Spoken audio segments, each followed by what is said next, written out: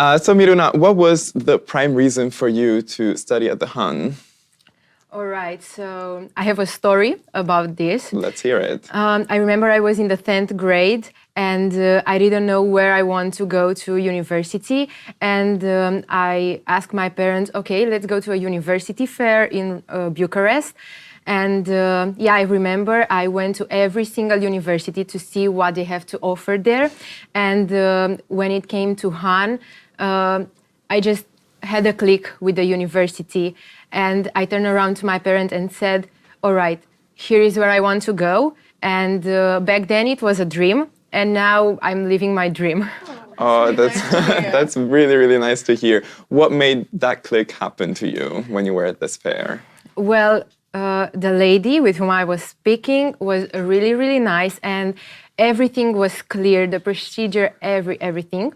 And I said, okay, I really like this university. So here I am. Excellent. That's fantastic to hear. So in the first part of this session that we're hosting right now, we will be talking about classes. So we will be discussing some of the practicalities of what it's like to really take a class here at the Han University. So would you be able, Miruna, to describe a little bit what your average week of classes looks like? All right. So a normal day looks like spending from 4 to 5 hours at university, so no more than 5 hours, let's say. And we also have a free day, besides the weekend, of course. So only 4 days per week we are going to university. And the average hours is like, let's say, 20, something like that. So 20 hours of classes, basically, 20 hours of Okay. classes and 10 hours of self-study at home. Okay, fantastic to hear. So what I gather from this is that you would also be able to have some free time on the side. Okay, that's great. Fantastic. Now, Jessica, with you, I have a different question because the Han University of Applied Sciences, we hear applied sciences within the term, right? And we also know, maybe some of the viewers know, maybe some of the others don't, that here in the Netherlands you have two different types of universities, also universities of research amongst. Would you be able to explain to us what the difference is between those two universities? Let me show you a little slide for that. Great, yeah. So as you can see on the left side, we have the research universities, and on the right side, we have the University of Applied Sciences. A little bit of difference is definitely the duration. As you can see, a bachelor at a research university takes 3 years, and a master and a bachelor at Applied Sciences takes 4 years. This is because a bachelor at a University of Applied Sciences, like the name already says, is really applied. So students will have to do an internship, they can go abroad, they will have a minor. So really to have the knowledge that they gain already applied. After that, you can do at both universities a master. You can also switch from an applied university to a research university and then also do your master. So it really does not matter where you start. It's really more of a fit for yourself. While at a research university, we're really looking into the why. We're looking at an applied university of more of the how. So as I said already, you have the hands-on knowledge, you gain it in class, and you directly apply it. That's a little bit of the difference. So if you're a type of person, that really likes to apply directly what they learn, then it's definitely a good fit for you. Yes, and thank you very much for explaining this difference because, at least for me, I don't know if for you, Miruna, was also likewise, but at the beginning it took a little while to understand what the difference is, and I think that this slide that you have just shown presents really well what the main points of each universities are. Excellent. So what we heard from you is that the Han, a university like the Han, is more so practice-based. Miruna, would you be able to explain to us what is the difference that you notice between practice and theory within your classes? So the division between practice and theory is I think 60% is theory, then 30 or 35% is practice, and we also have a 5% the time spent with our coach. Excellent. Yes, and that's of course done also depending on what you're studying. So you're at the moment studying business. If you're studying engineering or one of the life sciences chemistry programs, then the split could be a bit different, but it's always around 60-40, 50-50. Indeed, and that's also what I do recall from my own studies, as a matter of fact. Now let's talk about exams a little bit, shall we? Miruna, what are the exams like for you here at the Han? So here at Han, we have a variety of exams. For example, we have presentations, oral exams, portfolios, and also written exams.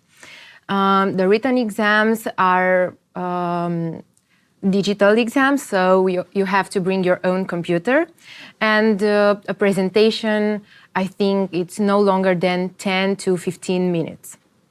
Excellent. Thank you for sharing with us what they look like.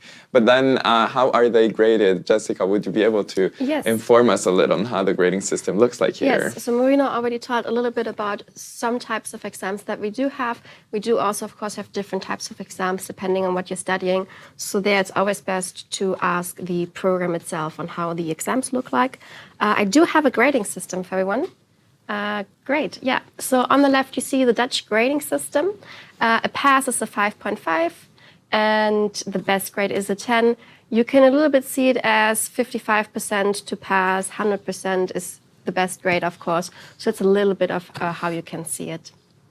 Excellent. And what I find really interesting also from the slide that we were just showing is that the percentage of, or the likability of getting a grade like above an 8 is actually quite difficult. And I think that's also information that is quite nice to know upfront, because maybe compared to other universities across the world, it can work a little differently here. It's actually really rare to have a grade like above an 8. Would you be able to confirm, Miruna? Has it been difficult for you to score really high on your tests? Well, it's a really big difference from high school to university, of course, because even if no one told you that in university you have to work harder than in high school, well, you can see this, that you have to work to have like bigger grades.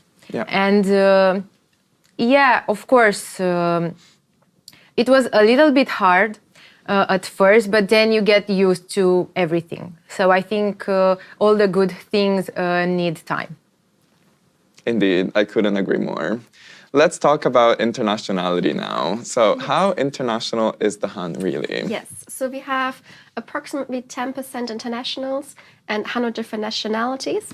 That said, we do have a lot of different Dutch degrees as well. So when it comes down to how international will your class look like in the end, for me personally, when I studied, it was around, we had 2-3 Dutch students. It was a higher mix on internationals than actually Dutch in the end. Very I don't know how it was for you. Well, we are 21 students in my class, and I think we are 12 or 13 nationalities. That's fantastic to hear. I mean, like, even just for the viewers at home, even just in the studio, we're sitting 3 different nationalities, and neither of us is Dutch even. So you know already that the Han can be a very international environment. But like you said, Jessica, it's also very important to notice that it may depend on the program that you decide to select. But speaking of internationality, what I really liked about my own program at the Han is that you have basically endless opportunities to go abroad. So let's hear about that. Like, how can you go abroad during your studies? Yeah, so we do, for instance, have study abroad. I myself, I went to Finland during my study abroad. It was an absolute amazing experience. But I could imagine maybe the viewers have a destination where they want to go still. So if that is the case, they can scan a QR code, which you can see in the slide that's now shown.